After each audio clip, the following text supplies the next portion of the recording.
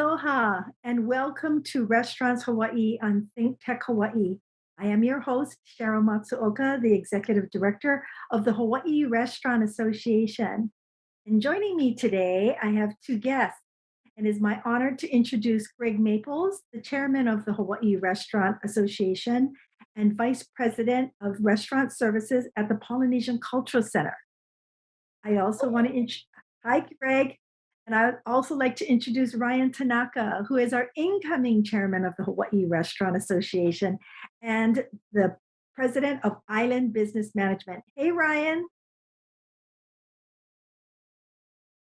You're on mute, my friend. There you go. Hi, Sheryl. Hi, Greg. Hi. COVID really demonstrated as an association our strength and dedication to the food service industry. HRA has been supporting Hawaii's food service industry since 1947. That's right, 75 years. And I would like to go on record to say that these two gentlemen dedicated 2 years of their life, long hours, no days off, and many strategic planning meetings to support the food service industry and get us through this pandemic. And we're hoping that we're near the endemic soon. So the food service industry is so grateful to both of you for all that you do for our industry.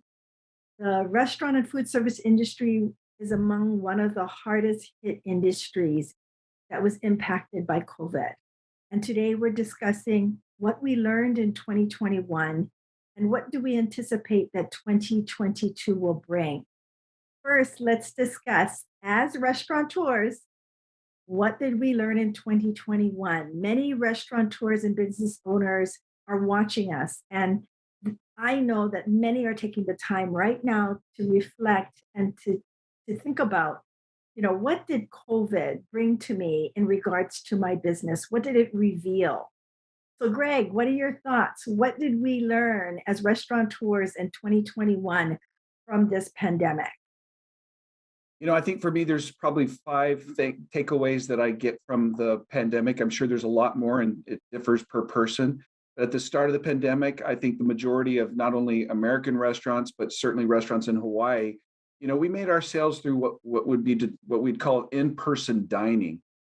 And when the world shut down, when our islands shut down, and of course Hawaii was shut down a little bit more often than the average, we collectively struggled to figure out ways to generate more revenue because that's what we really needed. We needed cash flow to stay alive. And those that succeeded embraced that terrible word, the pivot. But a lot has been said about the pivot. But I'm going to venture to say that the most successful businesses coming out of the pandemic are those that identified new revenue streams. The operators who stayed open and pivoted their business would probably be ones that will survive and be around for a long time to come. And we used to come from I think a paradigm we were coming from is that most of our revenue came from indoor dining, but at the moment we didn't need that. We looked at our guests and we'd say, okay, we used to have you come to us all the time, but you don't need that anymore. What do you need from me? And then go and figure out ways to meet those needs. And it may seem like small things, but it's actually huge. And being able to put yourself into your customer's shoes and try to figure out what they needed was really a big part of that. I also think, we learned how to be creative. Whether you were creative or not, we learned how to be creative. Chefs, owners, operators, managers, we're forced to get creative. We can no longer. We would say things now. We can no longer offer this, whatever this was in our old world. So what else can we offer? What do we have? I think that question got us out of our comfort zones. And for some of us, it was a long time in those uncomfortable zones. And together, I think as owners, operators, managers, teams, we brainstorm new ideas and put exciting new projects into the works. There's so many ways that we've done that, but some of them that come to mind. I have friends who went and did Zoom cooking classes, at-home meal kits. We'd never heard about that from a place like Zippy's, but look what they did, and now that's a regular. My family, we love Zippy's at-home meal kits. Retail ventures, self-published cookbooks. So I had a friend who she never in her wildest dreams thought she would ever write a cookbook, but she took $20,000, invested it um, in publishing her own cookbook, sold 2,000 copies at $40, made $80,000. That was a 400% return on investment. She never in her life thought she would ever do anything like that. But we've had to learn to do more with less because restaurants operate on razor thin profits. And we had to ask questions that we've never had to ask before. Things like, what happens if we tightened our operating hours? What if we closed during certain days of the week? I mean, I have a restaurant that's closed on Wednesdays and Sundays. To close on a Wednesday is heresy, right? Who would ever think of that? But today we're closed on Wednesdays. What if we ran 3 servers instead of 5? What if one manager could oversee everything instead of 2? What if we shrunk our menu? What if we changed our concept entirely? What if our future lies somewhere else beyond food service? We had to forget the business we had and focus instead on the business we have now. And once, that business, once you dreamed of may be gone, but now have the freedom to dream anew, right? We had to come up with something new. And of course, technology was something we learned in 2020 and 2021. We've been buying groceries at home since 2003, but the way we buy food in a restaurant has never been like it is now. Online presence, all the take home, it's never been as important as it is now. And clearly we're not going to see that go away. And then the last thing, Sheryl, I think the pandemic has shifted our culture. We're witnessing the end of offices. Organizations are seeing how productive their teams can be while working remotely. They're starting to rethink what a traditional working environment looks like. And I think the data is clear. Even after the pandemic, a large amount of workforce and office workers aren't going to go to the office anymore. And that's going to have a profound effect on the restaurant industry. If meaningful amount of the workforce never returns to the office, what happens to the post-work watering holes, the train, by the train station? What happens to happy hour? What our lunch concepts that we've stuck with for the last 10 years?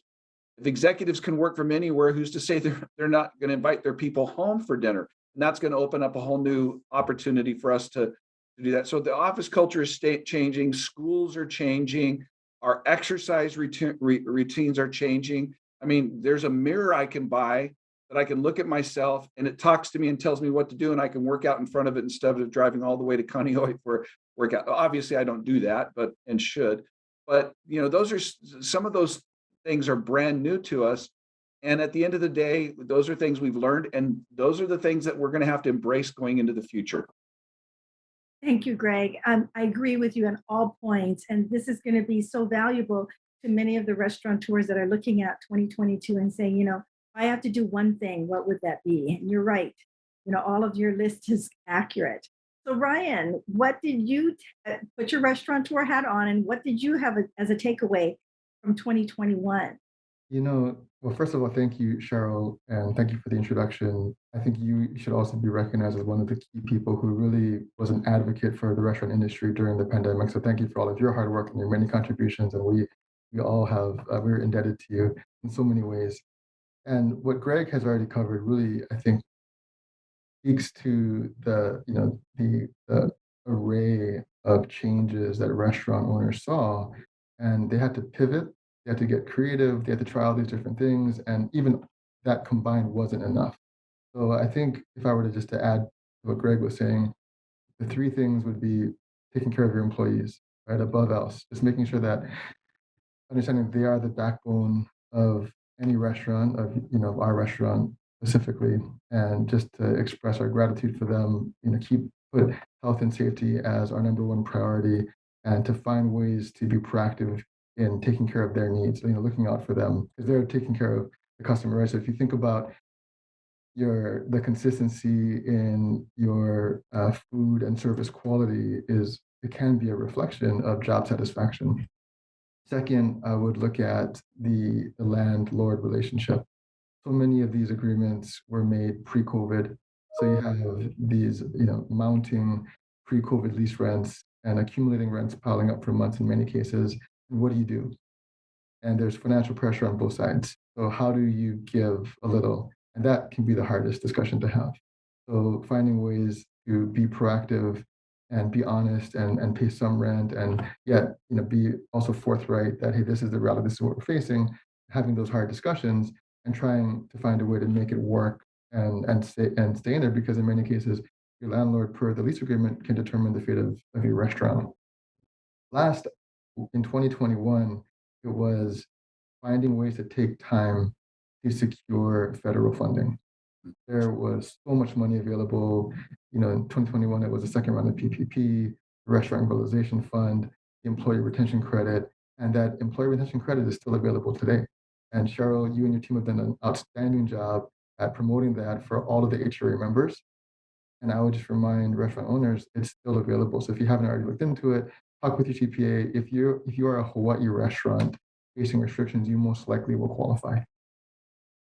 Excellent point. Excellent point. Excellent points. You're so true. I just had a call yesterday for somebody asking for us to refer one of our members who is, an employee retention credit accounting firm. So yes, Ryan, absolutely. You, again, all true. So now the world is experiencing Omicron. And if there's one recommendation to a restaurateur who has rode out the wave of Delta and now we're on the wave of Omicron, if there's one recommendation, because we don't know what's going to happen in the future, we really don't, whether it's a natural disaster, another pandemic, or a financial downturn. So if there was a one recommendation to a restaurateur to prepare for future waves of could be disasters, what would that be? Ryan, your thoughts? Great question. I would start with looking inside the restaurant and going back to Greg's buzzword of pivoting.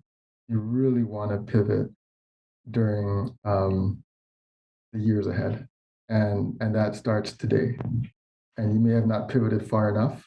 So it's looking at every part of how you do business and just adapting in real time to the ever-changing market. So first would be just pivoting, whether it's finding new revenue streams, even expanding to new locations to diversify. You're talking about other forms of pandemics, whether the natural disasters that could hit, right? So that would be inside the restaurant.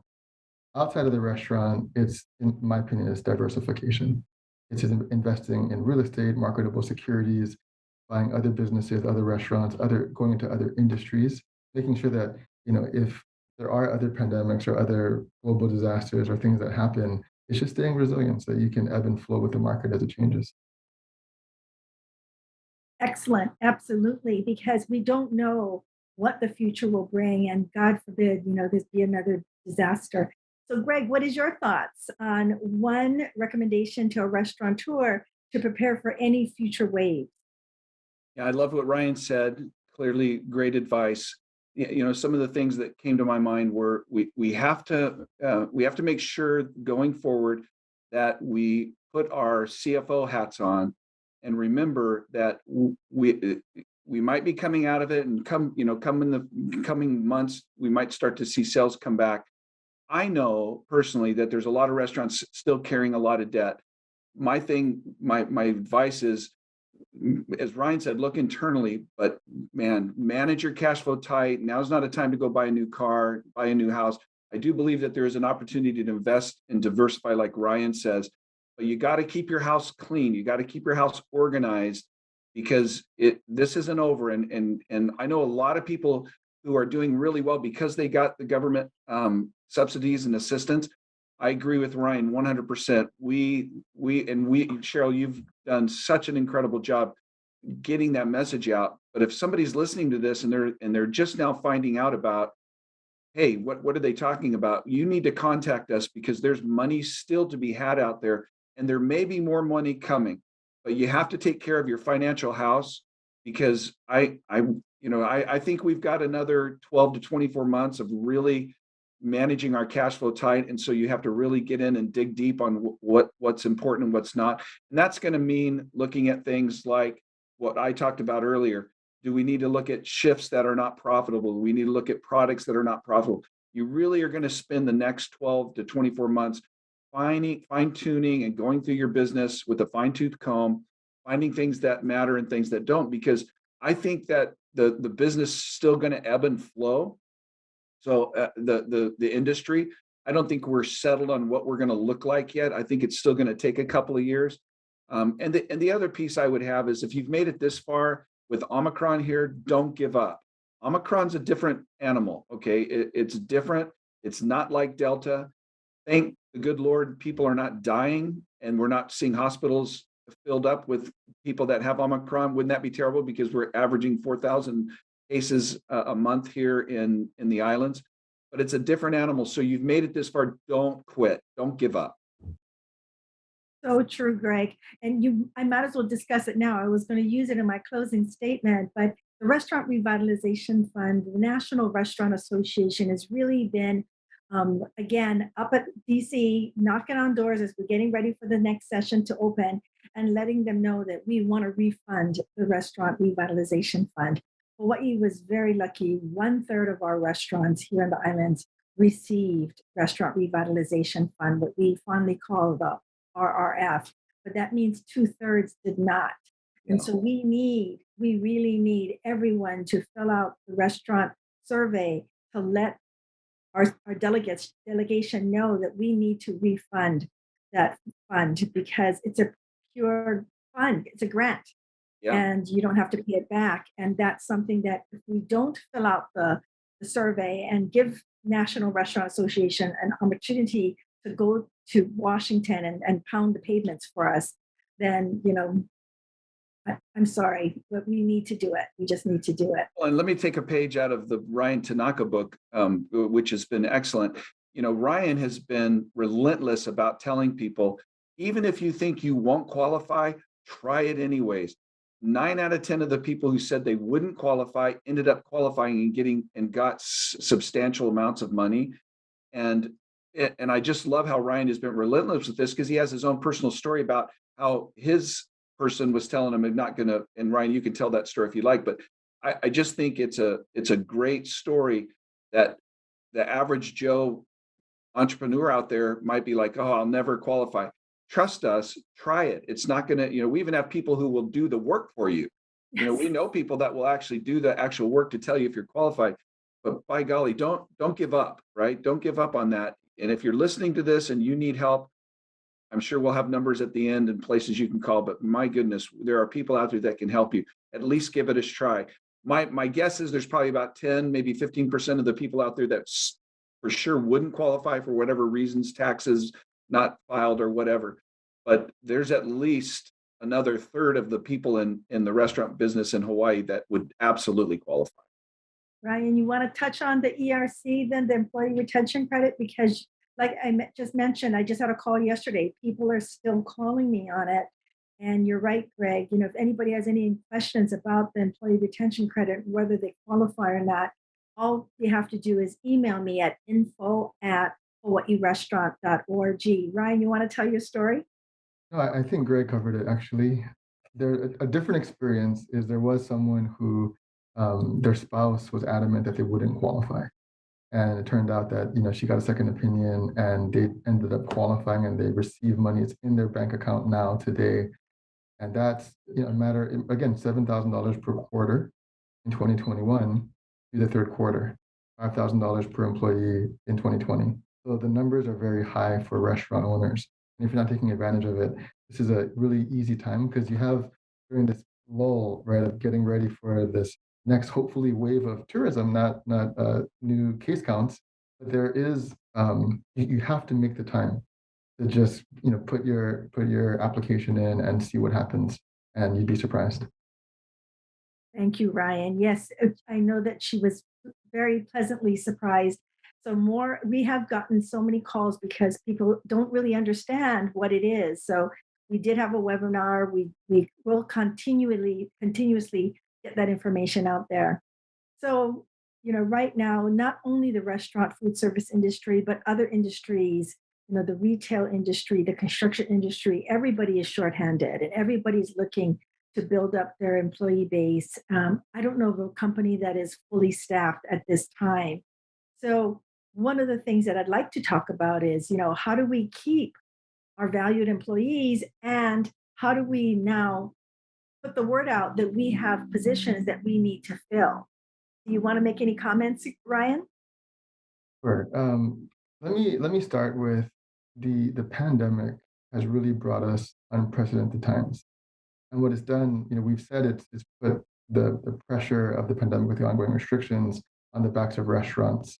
And it's not just the owners, it's really the employees. So they're the ones carrying the brunt of all these new restrictions, and they're not being treated well, whether it's by the employer, by their colleagues, and sometimes by guests, unfortunately. So I was reading a study of different employees who left the industry permanently and their rationale for leaving, and this was on the mainland. And it ranged from undercompensated, undervalued, underappreciated to not being treated well at all by customers. There were extreme instances where customers are yelling at them, throwing food, and being extremely belligerent. And for them, it was enough to walk away from the industry altogether. So there is a very real labor shortage. And these workers, we had 100,000 employees in the restaurant industry in Hawaii pre-COVID.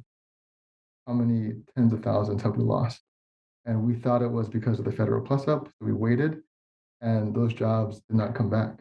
And it's because they became disenfranchised with how much pressure they were under because of all these things that were happening. And it wasn't necessarily because of restrictions from lawmakers per se, but just the ongoing effects and the lingering effects of the pandemic. So there's been so many reasons why employees have had a hard time. And so personally for me, we've tried to show our appreciation to our employees, whether it's through increased wages, numerous wage increases throughout the year, um, proactive bonuses, multiple bonuses throughout the year, gifts, holiday gifts, and then resetting expectations, understanding that they're not going to be able to do status quo and do the routine. So giving them the time and the autonomy to also address different fires in their personal lives.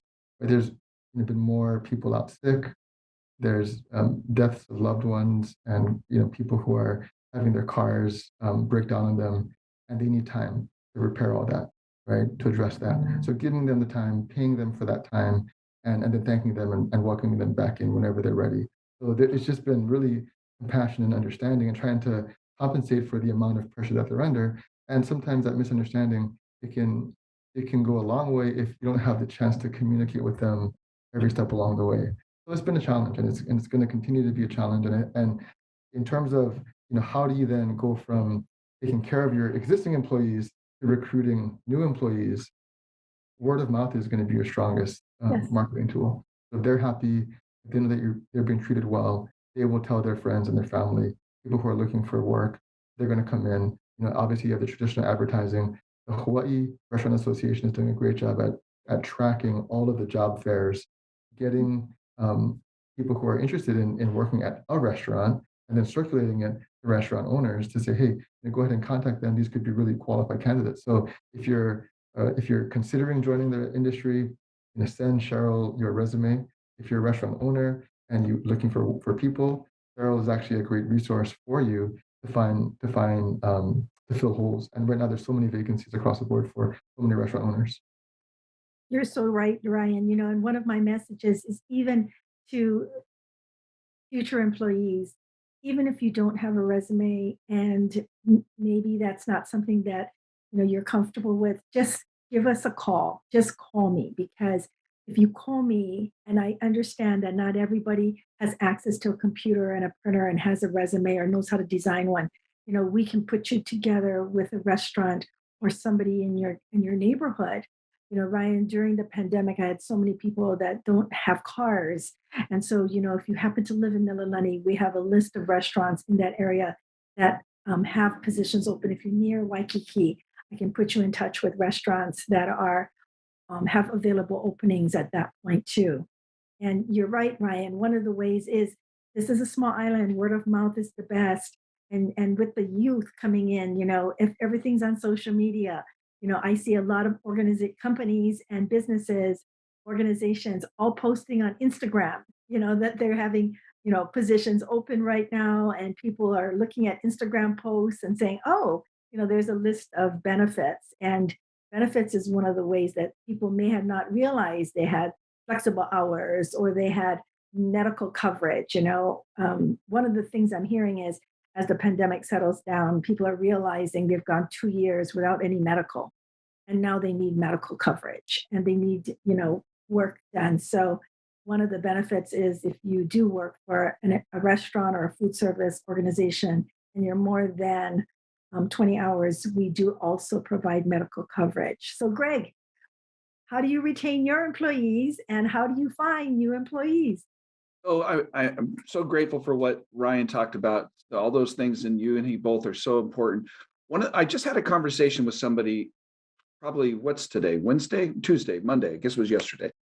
And we were talking about he's having success with sales, but he's not having success with employees. And so here's what I offered him. I said, here's what I've had to do. I embraced the pivot when it came to revenue, finding new revenues. I embraced the change in my menus. I embraced all of these things that I had to do. All my supply chain, all the things that I had to deal with. I really embraced those changes. All those things that I talked about in the beginning, those 4 or 5 things that I mentioned that we're learning, we embrace those things. But what I did not embrace as fast was I need to take the same approach to how I deal with my people now. I need to pivot in the way I do things in my restaurant with my people. And a lot of to what Ryan just talked about, how we organize ourselves, what our expectations for servers and for cooks and for those things, all of those things, we have to rethink those. Because if we go into the future with the same mindset that we had pre-pandemic, we're going to fail. Mhm. Because if we're going into the pandemic and the end of the pandemic, having learned all of those things, we better be following those with new learnings that we had with keeping our employees. And so that becomes very, very important, is to change that. I personally believe owner and operators who've been doing this for a while are smart enough to figure out how to keep their employees. But if they have the same mentality that they did before COVID, and they're trying to go forward with that same mentality when it comes to staffing, keeping, finding, and they've changed their ideas on revenue, but not on employees, those two won't match, and they're going to have trouble. And of course, our business is about people. People don't leave. People don't leave companies; they leave bosses. Mhm. You know that. And so we have to learn to take care of our people. You take care of your people, they take care of your guests. Your guests take care of your profit. Exactly. And I realize also in any organization, it's constant training. Having our supervisors and our team leaders recognize, changes in our employees and staff and communicating with them. This pandemic has really brought to light, that people are challenged sometimes with mental health and they need because there's a lot of pressures at home or they're dealing with the stresses of COVID. So recognizing that and being able to communicate with them and care for our employees the way we care for our families because our employees are part of our ohana. Now we've only got like 5 more minutes and I wanted to talk about 2022. Where did the time go? So 2022, gentlemen, what does 2022 bring me? Oh my gosh, please tell me some good news. Greg Maples. Yeah, I listen. I'm an optimistic like Ryan. I'm a half glass half full kind of guy, and so I really believe that we're on the way to something quite remarkable. I think people are going to. We've experienced this already, right? As soon as the pandemic felt like it was easing up, people ran to travel. They ran to travel. They love it. People will do it. I don't think the Asian markets are coming back anytime soon. Probably not until the summer. That's a complete Greg Maples sitting in his office kind of analysis, but I think that's probably going to be the case. I think mainland's going to continue to want to travel. Hawaii's an obvious destination. I think what we need to see is we need to see safe access eventually go away to allow people feel more comfortable to come. That'll help us in our sales as well. I think we've already seen a little bit of lighter in the restrictions. The checklist when you get here makes people a little bit more comfortable. But I think 2022 is going to be good. I don't think that the first quarter is going to be great, but I think the last 3 quarters we're going to make up everything that we lost in the first quarter. That's how I feel. Thank you. And Ryan, we have 2 more minutes. I'm going to echo what Greg said. He's such a fantastic operator, and I wish more people had time to just follow him around and really see how effective of an operator he is and how much compassion and love he puts into what he does, not just into the logistical side of it, but into the employees themselves. So I'm really inspired by Greg and his comments. 2022 is going to be different in my opinion, and I'm going to give you more of a negative spin because globally we are still seeing inflation and we're seeing delays from the supply chains. We're seeing the labor shortage is very real, not just here in Hawaii, but nationwide globally. But locally, we're still seeing the ongoing effects of new variants. Omicron is included. What's going to happen if there's new restrictions? How is that going to affect restaurants? As we continue to work with the now year three of the pandemic, which includes the halt of the international traveler and people still the changing of consumer behavior, people still being apprehensive to leave their home, and now with the double masking just because the Omicron case counts are so high. What's happening is restaurants are facing a very real possibility of closing in the first quarter. That's real. Restaurants, they may have had a blockbuster summer 2021, but they didn't really make it out of the woods. And then once Delta hit, and then Omicron and ongoing restrictions, unfortunately, we've had great leadership with Mayor Rick Blangiardi and the neighboring mayors and Governor Ige and so many of our trusted elected officials who have helped us to navigate through, and that's made all the difference. But that's only one part of it, right? Consumer behavior as it's changing, what I see restaurants doing is needing to pivot. So you're looking at the three things would be the online ordering and takeout, right? The online ordering, takeout and delivery. Number two would be social media, so expanding your social media presence. And then, hopefully, last, you're looking at re-engineering your menu. I don't want to say simplifying your menu in every case, but re-engineering it because with cost increases, you have to adjust prices. And in some cases, it is simplifying your menu to make it very easy for guests to order. Thank you. Thank you, gentlemen. So, in closing, I just want to thank Hawaii Restaurant Association's chairman, Greg Maples, incoming chairman, Ryan Tanaka. And again, the Hawaii Restaurant Association is the voice of the food service industry here in Hawaii. We'll see you all in 2 weeks. Thank you, everyone. Aloha.